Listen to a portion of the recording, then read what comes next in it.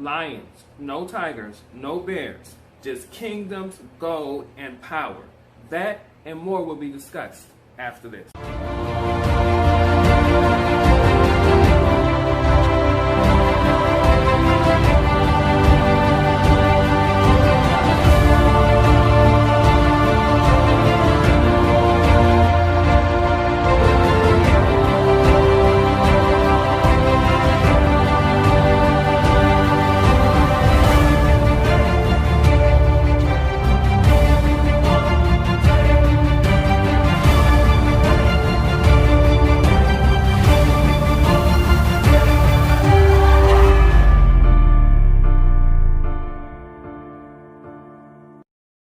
Hey, what up, fam? Welcome back. I'm so glad you decided to stay. Welcome to Living for Black History, and I'm your host, Dr. Larry Smith, and I'm going to take you on a journey over the course of several weeks over African American history, because the purpose of this channel is to share the fabulous history of African American people. And yes, it is very fabulous, and you're going to want to love it, and you're going to want to enjoy it. So in order to do that, go ahead and like, comment, subscribe to the channel, and share the videos. You're going to want to share the videos, I promise you, because they'll be fantastic, they'll be informative, educational, and you'll get a lot from them. You'll love these videos. So go ahead and like, comment, share, subscribe, do all of those things. So let's get into it. The journey of African American people, the people who descended from those folks who were journeyed across the Atlantic Ocean to the Americas, my people, begins in Africa, on the continent of Africa. And yes, my naysayers in the back of the classroom, Africa is definitely a continent. Africa is a continent full of people, full of languages, full of nations, and it is huge. In fact, it encompasses nearly over 8% of the planet. You can literally fit the United States in Africa about 4 times. It's just that big. And it's a vast amount of land and vast amount of resources. And for a very long time, according to the European-centric perspective of history, Africa was considered a dark continent. You don't believe me? Go read some of the early Shakespeare. Go read some of his characters like Caliban in The Tempest and how he portrays Africanized people. Go read Othello and his mindset and how he portrays Africanized people. There was a very limited perspective on African people on the African continent because they thought it was a dark continent where nothing was being contributed to the global human life. But boy, were they wrong. There was so much stuff going on in Africa that it was exciting, and you're going to get it all here, of course, right? It was just an exciting time going on in Africa pre the colonialization of Europe and other outsiders, and after. Africa remained quite dynamic. And so we begin our history in Africa, predominantly Western Africa, but all of Africa in general. You have to know that human history began there. Yes, I did say it. All human history began in Africa. The early hominids, the very first humans, were first from the continent of Africa. Yes. And they stayed there. They arrived there, that we know of, as scholars some over nearly 3 million years ago is when we see the first discovery of the earliest humans on the continent of Africa. And guess what? They didn't leave Africa till about 200,000 years ago. So yes, they spent the majority of the time, early humans, all of our ancestral relatives started in Africa, stayed a very long time, and then about 200,000 years ago began to migrate out to other places on the planet. And how do we know this? Scholars have many ways of seeing this, things like carbon dating of different artifacts and different skull remains, body remains, but we also have genetic variation.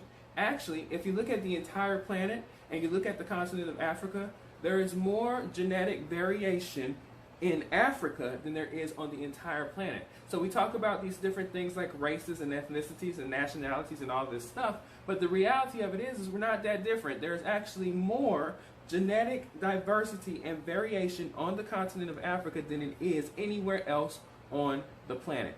That's quite impressive, but that also is strong evidence that that's where humans began our journey on this planet.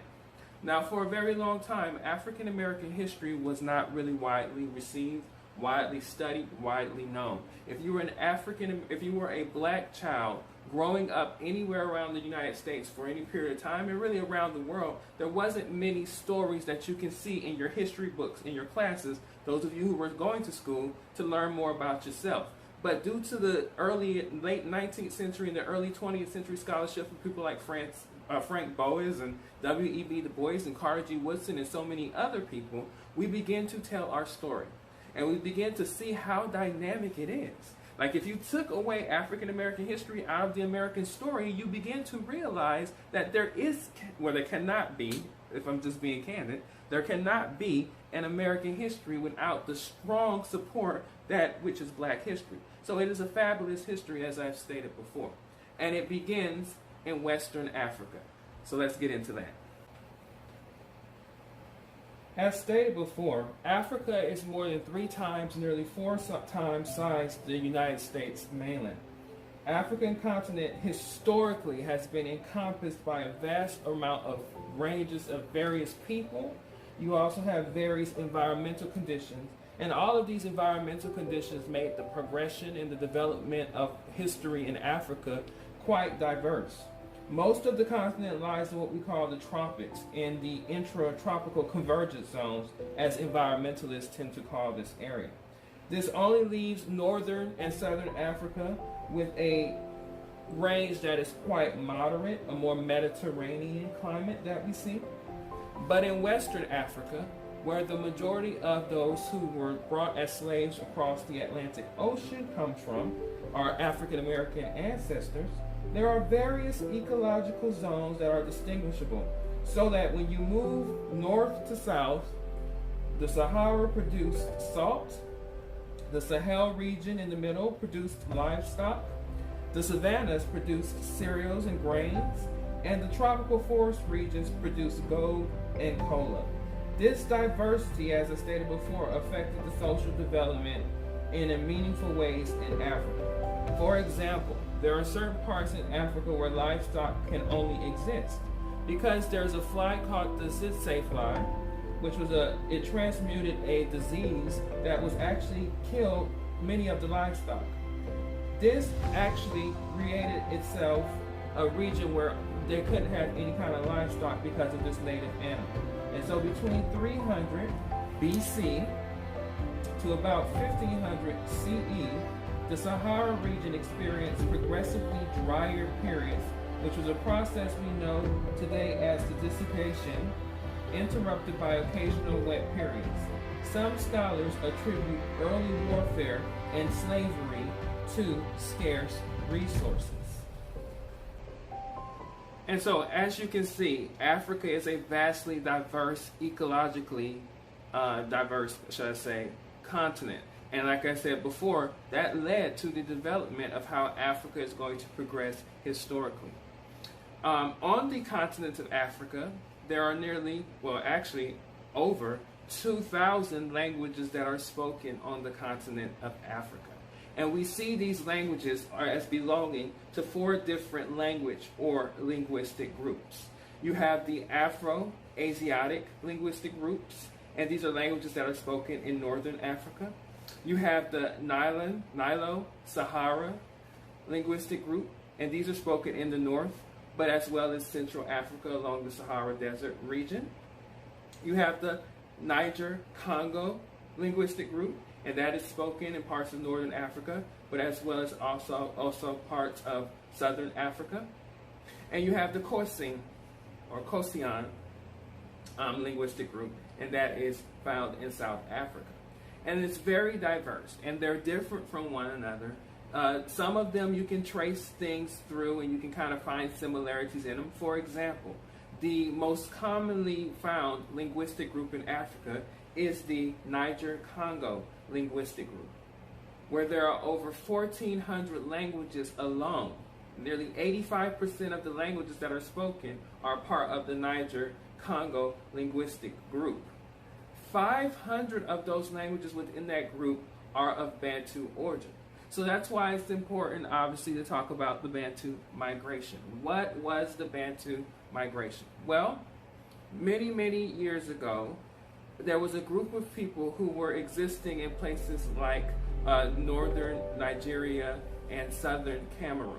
And they existed there for a very long time. But about 2000 BCE, these people began to migrate all throughout the African continent in 3 waves.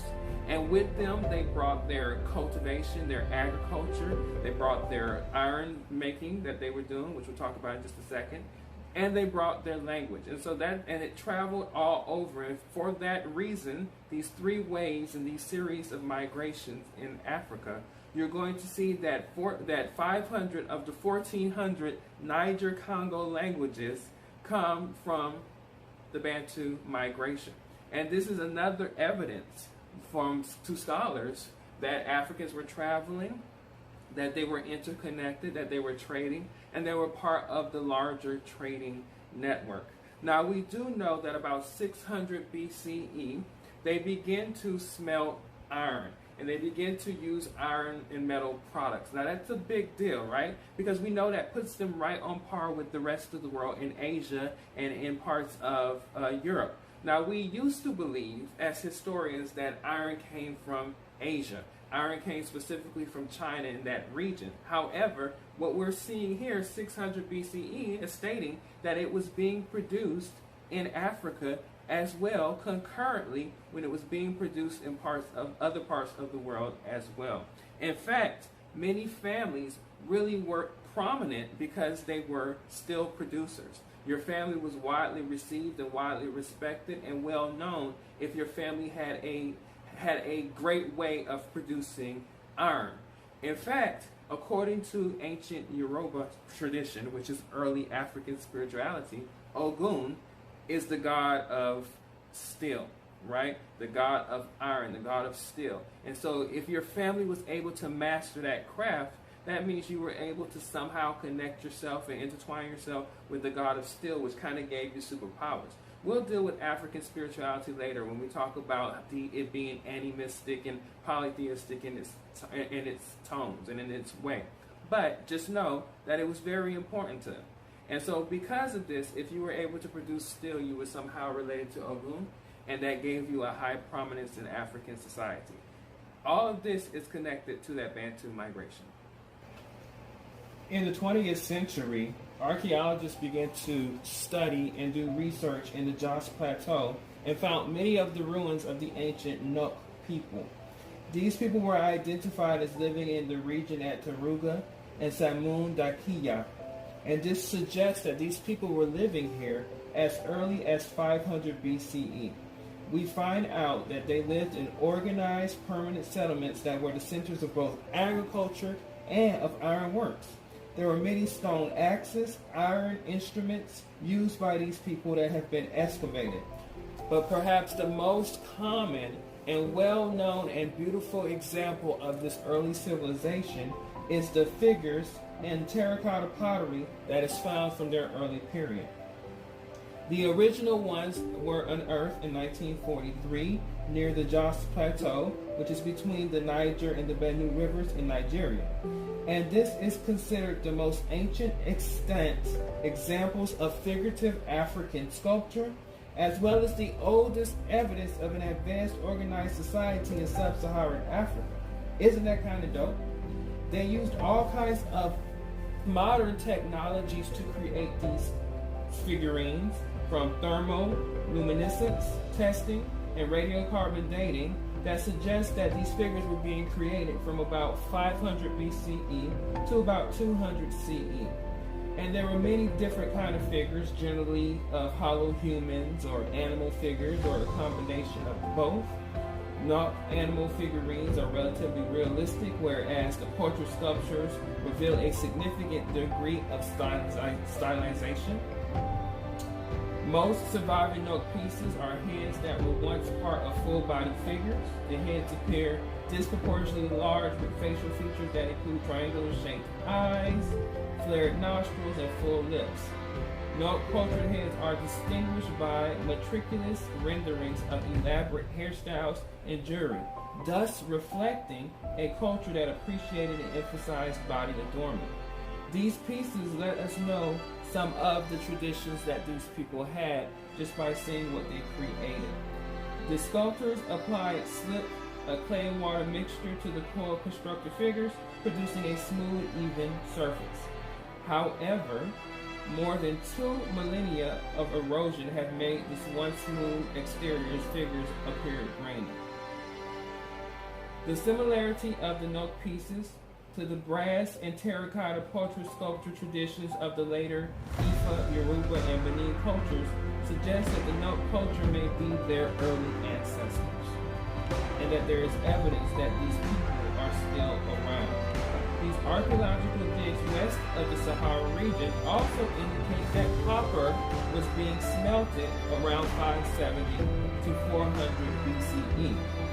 For example, archaeologists have unearthed cylindrical copper smelting furnaces, as well as copper bowls and spear points in present-day Mauritania.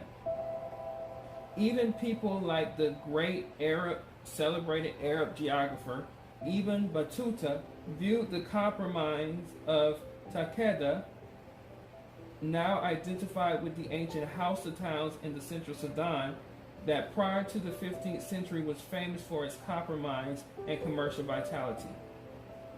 In Benin, bronze, copper implements, and art objects testified to the great skill of the smiths there, and many artisans, including those of the Yoruba lands and Mali, devoted considerable skill to making ornamental objects from silver and gold.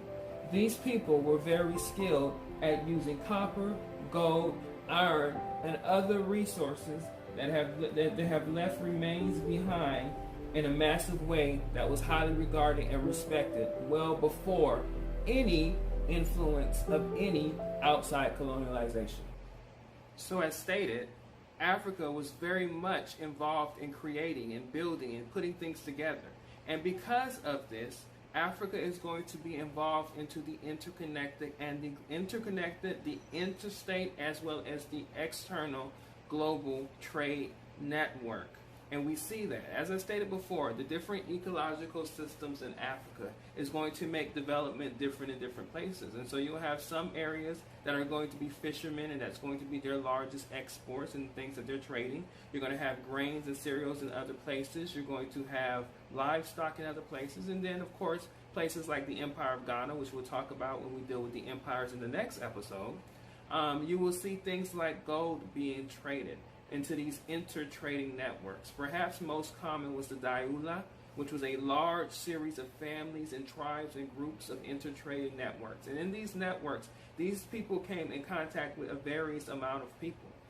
We know that these networks of trade were beginning to trade outside into the global trade as early as the first millennium.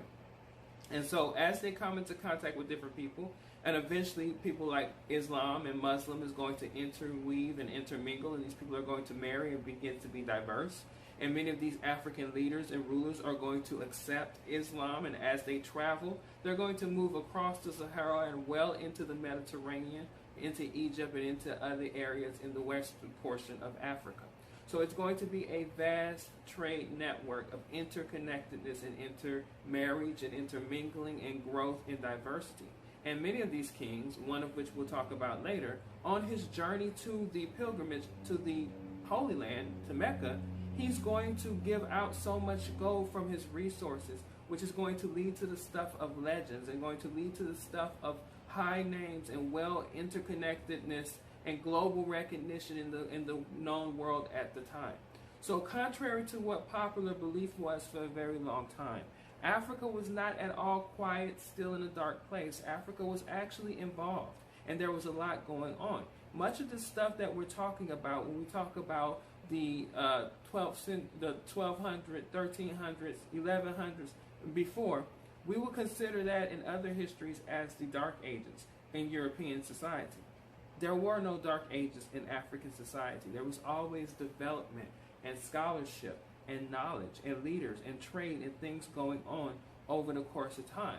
There was always stability. There was never a time in which there were several different isolated groups away from any type of quote-unquote off civilization in Africa, as was the common belief for a very long time. Africa was connected to the global trade network. Africa was connected to the world religions of the day.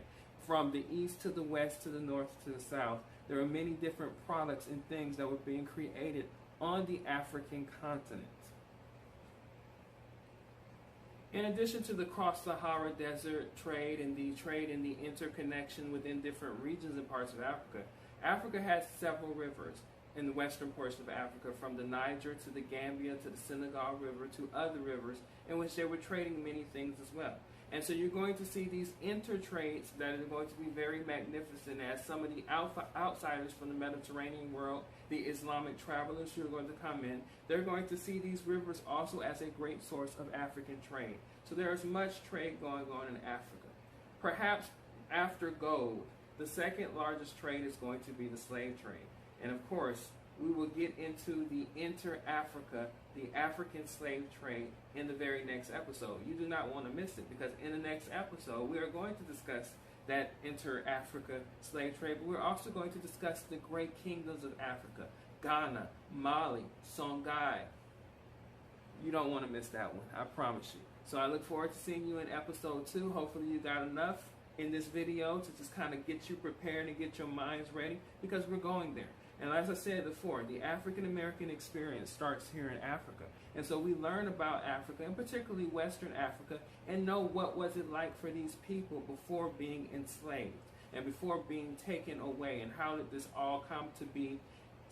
Perhaps maybe what you're about to find out might surprise you, may not have been what you've always believed, or may have been always taught. But these are the facts. And of course, I always share my information.